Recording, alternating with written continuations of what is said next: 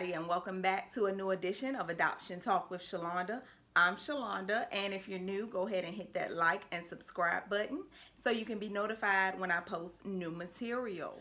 On today's edition of Adoption Talk with me, we're going to be discussing the difference, or if there is a difference, between grieving a birth parent and an adoptive parent. In my opinion, I don't feel like there is a difference. I wouldn't know per se, but I feel like grief is grief. And I'll start with my mother, for instance. You only get one mom. And grieving my mother, losing my mother was like the worst thing ever. It shook my whole world. It was like, God, you gave me this woman, you placed her in my life, you placed me in her life, and now she's gone. So I feel like losing a parent, period, is something difficult to have to deal with for anybody. I have a friend who lost his mom, and even though they may not have had the best relationship, losing a parent is losing a parent. And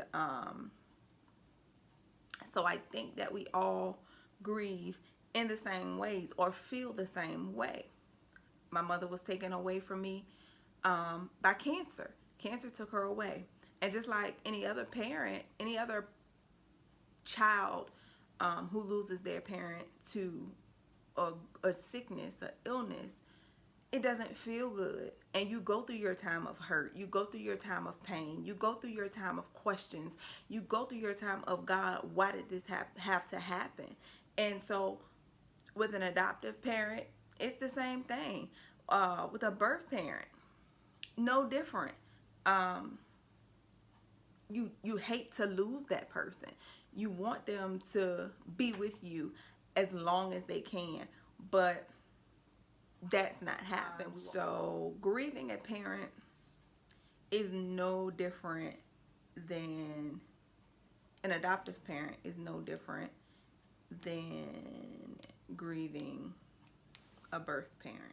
Some of the things people don't tell you about losing a parent, period, is that it takes a while for it to sink in. Once your parent is gone, you're dealing with the funeral planning, the gathering of family, the trying to be strong for people. And so you're always doing something, moving, and you don't really think about it. But once you've had time to settle, it still kind of takes a while before it kind of kicks in that, dang, they're really gone. I don't have a lot of memories from when my mom died. It was about 10 years ago when she died. I do remember being by her bedside, but as far as how long it took for it to kick in and for me to actually realize that she was gone, I don't remember how long. I do know that I was at peace. I was very at peace with the situation. And I heard a family member say at the cemetery, I was laughing and I was joking. I wasn't crying. I wasn't sad. I wasn't sorrowful. I was extremely at peace, like I was happy. And I heard a family member say, I really hope that she can keep this up because it hasn't sunk into her yet that her mom is gone. And so I have my memories of going to the cemetery and I don't know why people do this, but going to the cemetery and talking to her as if, she can really hear me. I know when I got pregnant with my son, I would go and sit out there all the time and talk to her and just cry. Or when things, I was having problems, um, in at work or at home, I would just go out there and I would talk to her. And Mom, this is what's going on, and I can't deal with this, and I need you to just give me a sign or show me something. But I used to have conversations with her, and so I think it had kicked in by then that she was gone, but I don't remember that exact moment when it kicked in. In some ways, you'll feel a sense of guilt. That's across the board, with a birth parent or an adoptive parent. Feeling guilt, feeling like you didn't do enough, feeling like you could have done more, feeling like you didn't say I love you enough, feeling like, you had a couple moments where you acted out and shouldn't have. Everybody feels this guilt. I know with me, I don't remember a lot of my childhood. Those memories, other than pictures, I don't really remember those. And I'm sure you can comment down below and let me know, but I don't think that it's any different from when your birth parent passes as when your adoptive parent passes. Some things, memories just fade. But the love that you have for that person will always remain. I know when my mom was alive, she reminded me of a lot of things that we did when I was younger. But once she was gone, she wasn't here to remind me of those things. Shalonda, you went to Disney World at the age of 3, 2 or 3. I don't remember that. I was 2 or 3, you know what I mean? So, she's not here to remind me of those memories. So, memories fade, and I believe that's the same across the board. Another thing I want to discuss in this episode is how to deal with the unexpected, or reacting to the unexpected reminder that your parent is no longer here. I know I have this reminder often. My mother was a school teacher, and I know you're probably like, well, why are we just talking about her mom? Of course, there's going to be a part 2 to talk about my dad, but nevertheless, my mother was a school teacher, and she impacted many lives from Caroline County to Richmond City to Henrico County. She impacted many lives, and that includes the lives of students as well as her co-workers, administration, teachers. She impacted their lives greatly. So it's nothing for somebody to hear my name and look at me and say, you're Sonora's daughter, or was Miss Bibbs your mama? That's probably one that I get more often than not. Miss Bibbs was your mama, or Miss Wyatt was your mom. It depends on where they knew her from. And I'm like, yeah, that was my mom. Oh my goodness, I loved her so much. So when I'm reminded in those situations, it's almost like bittersweet, you want to be grateful and happy, that my mom's legacy lives on in so many people. She impacted their lives greatly, and to know that it's amazing. But also to know, dang, she's not here anymore to do that. And so it's bittersweet. And at the end of the day, I know that my mom was a great person. And so little subtle reminders of the fact that she's no longer here, it'll sadden me for a minute, but then I smile because she did what she was here to do. She taught for years. She had retired, so I know she taught for at least 30 years. So, and that's across the board. So we'll get into the grieving process of my father next week.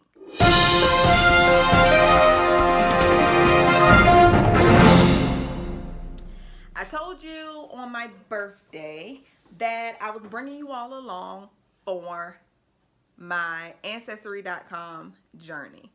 And let me tell you, it has been a journey, okay? Anywhere from dead ends to people who just get overly excited because I'm adopted and this long lost adopted child has resurfaced and we are first cousins or second cousins, and I just want you to know that you got family. To people who like, yeah, I don't know you, I don't know anything about you. So, child, let me tell you, it has been a journey. So yesterday, I received a notification that I did get a message on Ancestry. Now, usually when I get these messages, it's from somebody who I've already talked to who says, hey, did you find out any other information? What happened? And so I kind of just brush them off and I get annoyed. And I'm like, dude, you're in this family, so you should know more than what I know. But this time something said, click on the message. Must have been my Holy Ghost. And I clicked on the message and there's a long email pops up. So, in the email, it was from one of my fourth cousins, and he gave me like the lineage of everybody he could think of, and I do mean everybody. So he said, I know that we're connected somehow through DNA, and he listed all of these people. Y'all, I'm gonna put a screenshot somewhere to let y'all see this email that he sent me. I don't know where to start. So I'm looking at my computer. Hold on.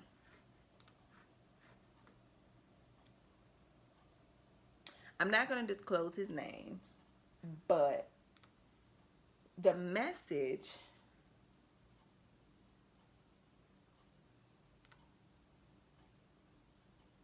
says, it seems we share a family member somewhere in our past. So allow me to tell you a little bit about me to help you see where we might be related. I'm going to start with my father's side. And he begins to list everybody in the family. From parents to grandparents to great-grandparents to children to... Okay? Then he goes, his father's side was extremely long. Then he goes to his mother's side.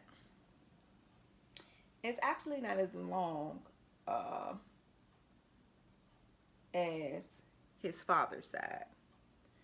So at the end he says, this is my bloodline, and hopefully this will assist us on finding how we are related. He leaves his phone number and says, feel free to call me anytime. Now, first of all,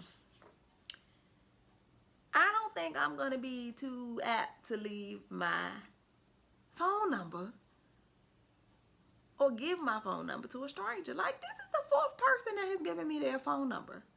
And I almost want to call just to see, if I'm being catfished or something. Like, you guys, I'm so skeptical of this ancestry thing. It makes me nervous. But I've seen so many success stories. One from right here in Richmond, where I live. And it makes me want to be like, okay, well, maybe this is possible. But I am going to do some digging, and people have Facebook pages, even the older people these days. So, let's see. Maybe I can look him up with you guys right here.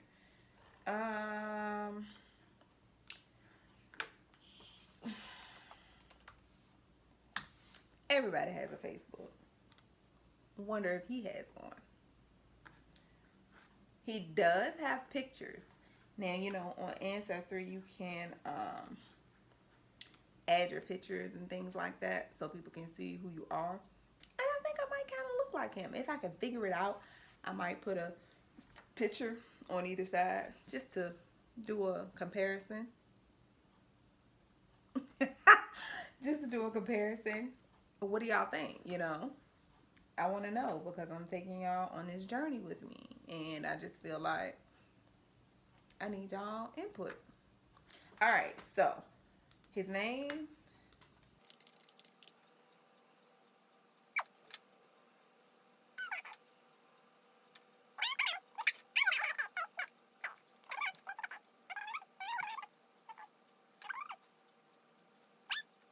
I told y'all, everybody got a Facebook. I found them.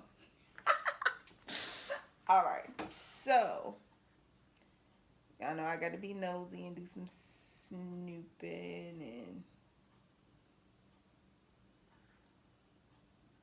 so anyway, the person that sent me the message, I found their Facebook, and so now I'm getting ready to do some digging and see who else might have a Facebook page. But it always takes that one person to like give me a good lead. But because we're fourth cousins, I'm not exactly sure how deep I can go. But I'll probably be able to find something.